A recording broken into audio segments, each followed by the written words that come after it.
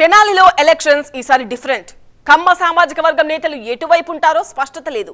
కాపులు వైశ్యులు ఎటువైపు ఓటేస్తే అటే గెలుపు. మరి ఈ ఓట్లు గెలుచుకునే పార్టీ ఏది? సిట్టింగ్ ఎమ్మెల్యేను మార్చడం లేదంటే వైసీపీ అధిష్టానానికి అన్నాబత్తునిపై అంత కాన్ఫిడెన్స్ ఉందా? అసలు తెనాలి సీటు టీడీపీకా జనసేనకా? ఓవరాల్ గా తెనాలిలో ఎగిరే జెండా ఎవరిది?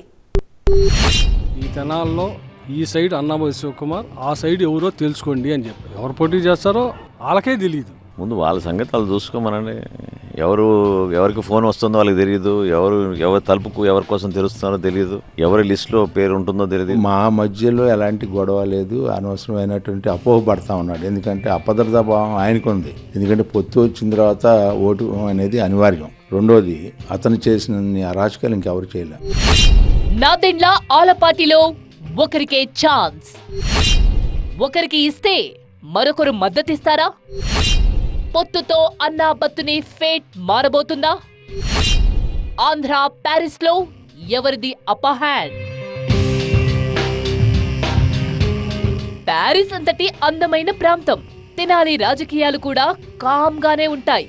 గుంటూరు కారమంతా ఘాటు, కవ్వింపులు, కొట్లాటలు, తొడకొట్టడాలు అస్సలుండవు.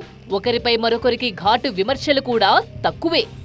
ఏం చేశాం, ఏం చేస్తాం ఇవే చెప్పుకుంటూ పనిచేసుకుంటారు. కానీ సామాజిక వర్గాల పరంగా బయటకు కనిపించని ఈక్వేషన్స్ నడిపిస్తుంటారు అన్న టాక్ బలంగా ఉంది. తెనాలి పాలిటిక్స్ లో కనిపించే ముగ్గురు నేతలది కమ్మ సామాజిక వర్గమే. అయితే గత ఎన్నికల్లో గెలిచేందుకు అన్నాబత్తుని శివకుమార్ ఓ ట్రిక్ ప్లే చేశారని అంటుంటారు. ఒక సామాజిక వర్గ ఓటర్లను పిలిచి, గతంలో పోటీ చేసి ఆర్థికంగా నష్టపోయారు కాబట్టి ఈసారి మీ ఓట్లన్నీ తనకే వేసి, కావాలంటే లోక్సభ ఓటు మరో పార్టీకి వేసుకోండి అని ఆఫర్ ఇచ్చారట. ఇలా చెప్పగానే వినేస్తారా అనే డౌట్ రావచ్చు. అందుకే గెలిస్తే ఆ సామాజిక వర్గ నేతలకు ఏ పని కావాలన్నా పార్టీలకు అతీతంగా చేసి పెడతానన్న హామీ ఇచ్చారట. ఇప్పుడు కూడా అదే ఈక్వేషన్ తో వెళ్తున్నారు అనే టాక్ నడుస్తోంది. అందుకే తన పైన ఉన్న వారిని చూసి కాకుండా తనను చూసి ఓటు వేయండి అని అడుగుతున్నారు. మొత్తం 175 నియోజకవర్గాల్లో తనను మాత్రమే చూసి ఓటు వేయండి అడుగుతున్నా ఏకైక ఎమ్మెల్యే బహుశా అన్నాబత్తుని శివకుమార్ కావచ్చంటున్నారు.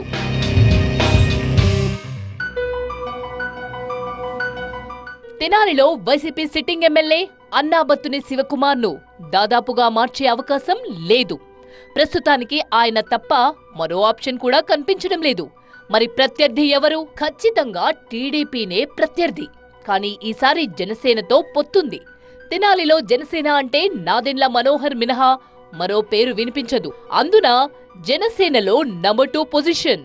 సో ఆలపాటి రాజాకు కాకుండా నాదెండ్లకిస్తారా? లేదా నాదెండ్లను కాదని ఆలపాటికిస్తారా? జగ్గంపేట, పిఠాపురం లాంటి నియోజకవర్గాల్లో టీడీపీ జనసేన సమన్వయ సమావేశాల్లో కొట్లాటలు జరిగాయి. కానీ తెనాలిలో మాత్రం నాదెండ్ల ఆలపాటి ఆలింగనం చేసుకున్నారు.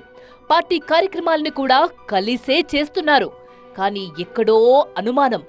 జనసేన తరపున నాదెండ్లకు ఖచ్చితంగా సీటు ఇవ్వాల్సిందే. అది తెనాలి తప్ప మరో ఆప్షన్ కనిపించడం లేదు. కానీ ఆలపాటి రాజా విషయంలో కొన్ని ఆప్షన్స్ కనిపిస్తున్నాయి. గుంటూరు ఎంపీగా పంపించొచ్చు అనే టాక్ నడుస్తోంది.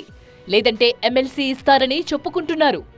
అయినా సరే అధిష్టానం పిలిచి చెప్పేంత వరకు తానే అభ్యర్థిని అని ఫోకస్ అయ్యేలా పార్టీ కార్యక్రమాలు చేస్తున్నారు.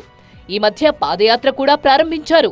అంటే ఒక విధంగా పొత్తు ఉన్నా సరే తానే అభ్యర్థిని అని చెప్పే ప్రయత్నమిది. టికెట్ ఎవరికిచ్చినా కలిసి పనిచేస్తామని చెబుతున్నా ఆలపాటి వర్గం నాదెండ్లకు పూర్తి స్థాయిలో సపోర్ట్ చేస్తుందా అన్న అనుమానాలే వీడ్డం లేదు. ఒకవేళ ఆలపాటి రాజాకు పార్టీలో సముచిత గౌరవం లభిస్తే తప్ప నాదెండ్ల వర్గానికి సహకరించరేమో అన్న టాక్ నడుస్తోంది.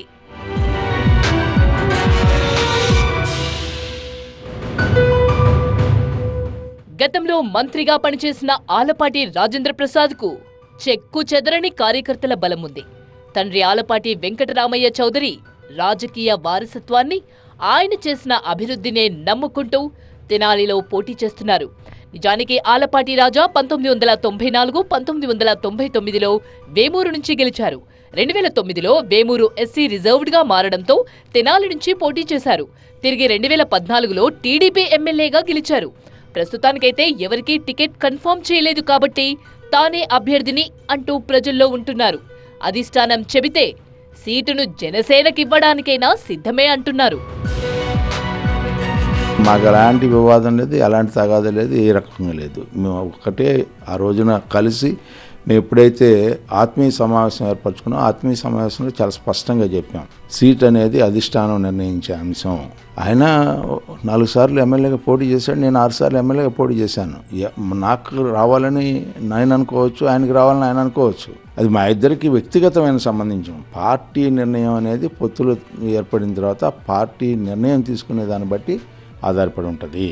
అంతే తప్పితే కొట్టుకోవటం చుట్టుకోవటం ఏంటి ఎప్పుడూ లేదు. నీకుంది అది, మా ఇంకా ఏలెత్తి చూపించే ఆస్కారం మీకు ఇవ్వాల్సిన పరిస్థితి ఈ పార్టీల్లో లేదు. తెనాలిలో నాదెండ్లకు సొంతంగా బలముంది. గతంలో స్పీకర్గా ఉన్నప్పుడు తెనాలిని అభివృద్ధి చేయడంతో పాటు సౌమ్యుడు అనే పేరుంది. పైగా టీడీపీ జనసేన పొత్తు కూడా ఉంది. కమ్మ సామాజిక వర్గం ఈసారి టీడీపీ జనసేన వెంటే ఉంటుందని నమ్ముతున్నారు. అటు కాపు ఓటర్లు కూడా వేరే ఆప్షన్కు వెళ్లకుండా కూటమికే ఓటేస్తారు అని చెప్తున్నారు. ఆలపాటి వర్గం సంపూర్ణంగా మద్దతిస్తే గనుక నాదెండ్లకు తిరుగు లేదని అంటున్నారు. మాకు ప్రణాళిక ఉంది. నిర్దిష్ట సమయంలో మేము అన్ని పూర్తి చేసుకుంటాం. చాలా పకడ్బందీగా కసరత్తు చేస్తున్నాం. సీట్ల వారీగా, జిల్లాల వారీగా, ప్రాంతాల వారీగా యువతకు ఎక్కువ ప్రాధాన్యత ఇస్తూ రాజకీయాల్లో, విలువైన రాజకీయాల్లో మనం నిలబెట్టుకోవాలనే ఉద్దేశంతో పవన్ కళ్యాణ్ గారు, అదేవిధంగా చంద్రబాబు నాయుడు గారు కూడా చాలా బలంగా ఈసారి అభ్యర్థుల ఎంపికలో మాత్రం ఎక్కడ కూడా మీ పార్టీ మా పార్టీ అని కాదు, మనం కలిసి చేస్తున్నాం కాబట్టి ప్రతి సీట్లో కూడా మన అద్భుతమైన విజయం సాధించే విధంగా ముందుకెళ్లాలనే నిర్ణయం తీసుకోవడం జరిగింది. సో డెఫినెట్గా త్వరలోనే అన్ని సీట్లు కూడా కొలికొస్తాయని నేను ఆశిస్తున్నాను. తప్పకుండా ఆయన కూడా చాలా సీనియర్ నాయకుడు, కలిసి పనిచేస్తున్నారు. సమన్వయ కమిటీలు ఏర్పాటు చేసుకున్నాం. రాబోయే రోజుల్లో మండల స్థాయిలో కూడా మేము సమన్వయ కమిటీలు ఏర్పాటు చేసుకుని పనిచేసుకోవాల్సిన అవసరం తప్పకుండా ఉంది. ఇక సిట్టింగ్ ఎమ్మెల్యే అన్నాబత్తుని శివకుమార్ గత ఎన్నికల్లో ఆలపాటిపై పోటీ చేసి గెలిచారు. ఈసారి కూడా నాదెండ్ల ఆలపాటి రాజా మధ్య ఉన్న విభేదాలను ఉపయోగించుకొని మరోసారి గెలుపొందాలని శివకుమార్ భావిస్తున్నారు. కాకపోతే తెనాలిలో అన్నాబత్తునిపై కొంత వ్యతిరేకత కనిపిస్తుంది అంటున్నారు. దూకుడు రాజకీయాలు, దుందుడుకు వ్యాఖ్యలు చేస్తూ కొన్ని సామాజిక వర్గాలకు దూరమయ్యారు అని తెనాలిలో మాట్లాడుకుంటున్నారు. టీడీపీ జనసేన చెప్పేదేంటంటే భూసేకరణ, ఇసుక తవ్వకాల్లో అన్నాబత్తుని భారీ అవినీతికి పాల్పడ్డారని ఆరోపిస్తున్నారు. శాసనసభ్యుడికి నా డ్యూటీ ఏంటంటే ఎనీ టైం ఎమ్మెల్యే, ఎక్కడైనా ఎమ్మెల్యేని కలవటం అనేది సర్వసాధారణ విషయం. ఏ నాయకుడి రికమెండేషన్ లేదు, ఏ వ్యక్తి రికమెండేషన్ లేదు, ఎవడు అవసరం లేదు. ఎవరు సాధారణ పరిస్థితులు రోజు మా ఆఫీస్కి వస్తాడు, మా ఇంటికి వస్తాడు, పొద్దున్నే అర్ధరాత్రి అయితే ఫోన్లు కూడా చేస్తాడు. సో ప్రజలకు అంత చేరువుగా ఒక శాసనసభ్యుడు ప్రజలకు ఏ రకంగా సర్వీస్ చేయాలి, ఏ రకంగా అందుబాటులో ఉండాలి, ఏ రకంగా చేరువ అవ్వాలనే దాంట్లో నేను చేశా కాబట్టే ఈ రాష్ట్ర ముఖ్యమంత్రి జగన్మోహన్ రెడ్డి గారు మళ్ళీ నన్ను అవకాశం ఇస్తూ ఉన్నారు. ఇద్దరు నేను పోటీ చేస్తా అని తిరుగుతున్నారు.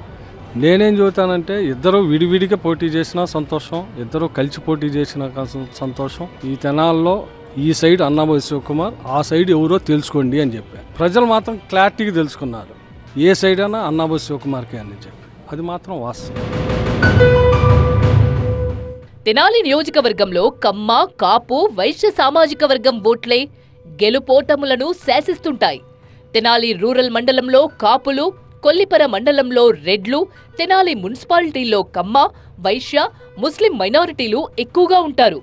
తెనాలిలో 2,65,000 మంది ఓటర్లుంటే 35,000 మంది కాపులు, 25,000 మంది వైశ్యులు, 16,000 మంది కమ్మారెడ్లు ఉన్నారు. మైనారిటీలు 30,000 మంది ఉన్నారు. ఎస్సీలు 60,000 మంది ఉన్నారు. అయితే పోటీ చేస్తున్న ముగ్గురు కమ్మ సామాజిక వర్గం వాళ్లే. దీంతో ఈసారి కమ్మ సామాజిక వర్గం చీలిపోకుండా కూటమికే ఓటు వేస్తే గనుక అధికార పార్టీకి తిప్పలు తప్పకపోవచ్చు అంటున్నారు.